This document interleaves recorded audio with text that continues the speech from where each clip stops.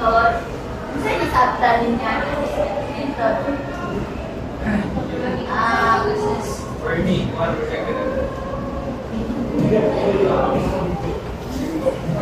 for me, question ka na yung kumbaga sa pagtubod mo, project description ng materials nga, Jan, what is your idea for assessment method? For me, assessment method is different kinds of different techniques on how to assess. Assessment method, in my own idea, is information or evidence or the main method of assessment is yan ito siya may bawat sa kinasabtan ko sa kasi na-learning din sa topic.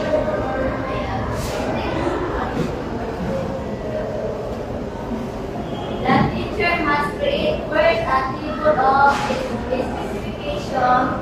Here is to guide them in this construction to ensure that the text will be both higher order and lower level thinking skills. So, ang atong teacher, bawa si Mabel na. So, nagbuhat din siya of KOS. Kung saan man siya may example of KOS?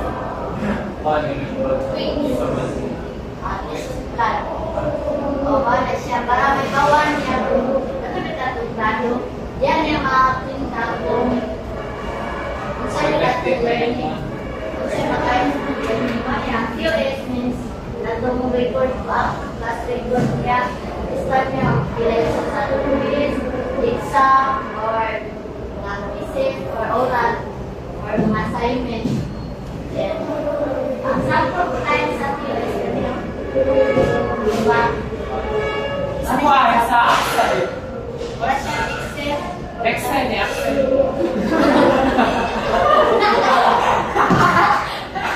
Excel na. Microsoft ba? Excel. Like Excel. Kasama na mo sa KOS? Yes.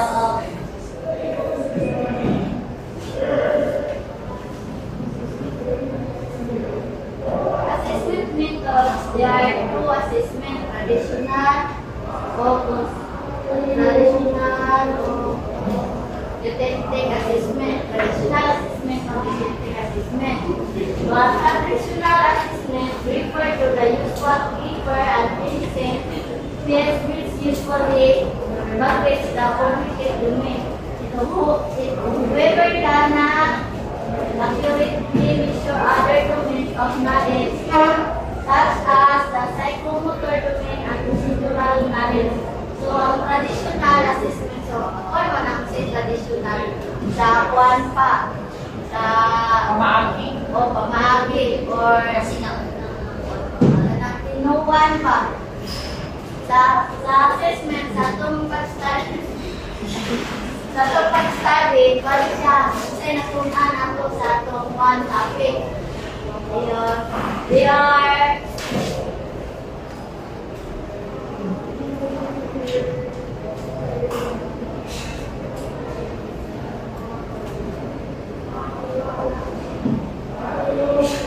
traditional assessment, there are two traditional assessment.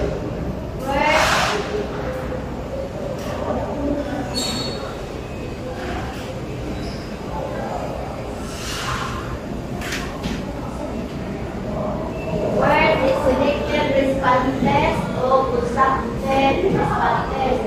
Ang selected responses ay nasa ulo. Selected responses contain questions which we would like answer that is presented and visible to the learner. This allows the test to be quickly and easily scored. The data gathered from this method can show results for the entire test and for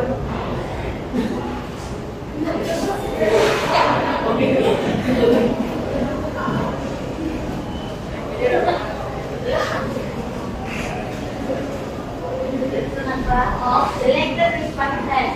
Kung this question which we have a defined answer that is presented and visible to the learner, please allow the test to be quickly and smoothly scored.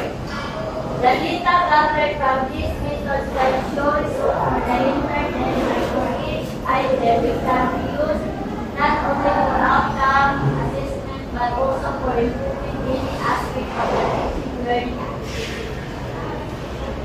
Bago selected responses, kaya namang nag-exam ka, di ba natin basaw na question, pero natin pilihan na answer na sabi ko answer niya. O, like ang multiple choice, o katong maghintay, true or false, pero katong exam natin sa true or false, hindi rin natin basaw.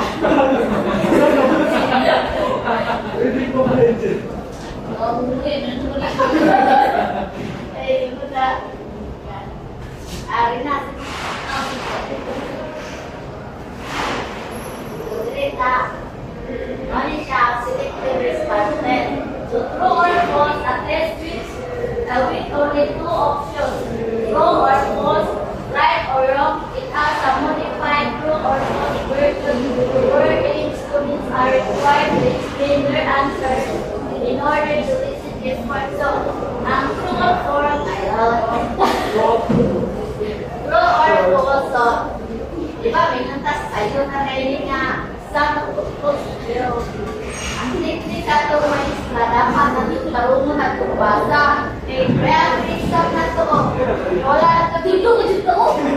Pero ako pares ka sa kumalan sa kapit. Sa'yo na kayo sa kapit. Sa kadang-kadang pinatulong sa mga isla, kung sa mukha na sa kapit. Kung ano ang sukat, gawin pa dito na. Kung gawin pa rin, kung kapasa rin, sa kumalan ay mahala na ng tunit. Gitaro. Pero hindi na, sa dapat dito na. Pero, ang nagawa niyo dito, before man. Or sakto ng kotse. After. Ano, kumapit sa kuti ang after. Next, multiple choice.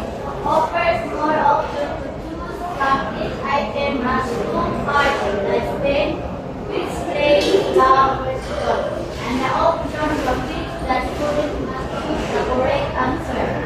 There is usually one best correct answer while all other options are called distractors. So, this time may makakuha na kung saan yung step. Science, technology. Kasi nasaktan niya sa step. Mga questions. Dahil na options ba na so, ang distractors. Sana tayo magsinama. Ayan. Hindi ba? Kung sa mga tanang ka na multiple, ba ilang mga choices sa more? Is mo siya same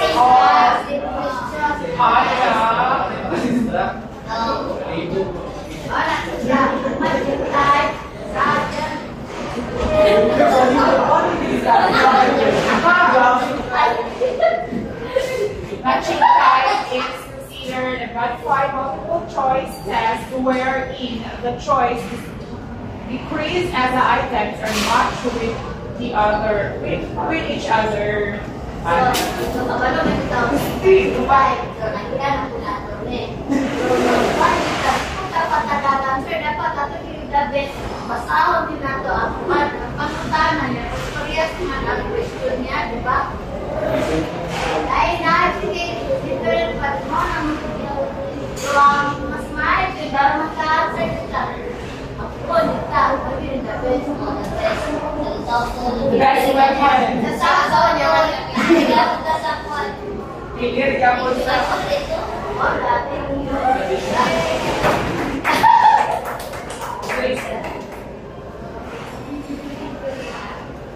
Ay! Wala!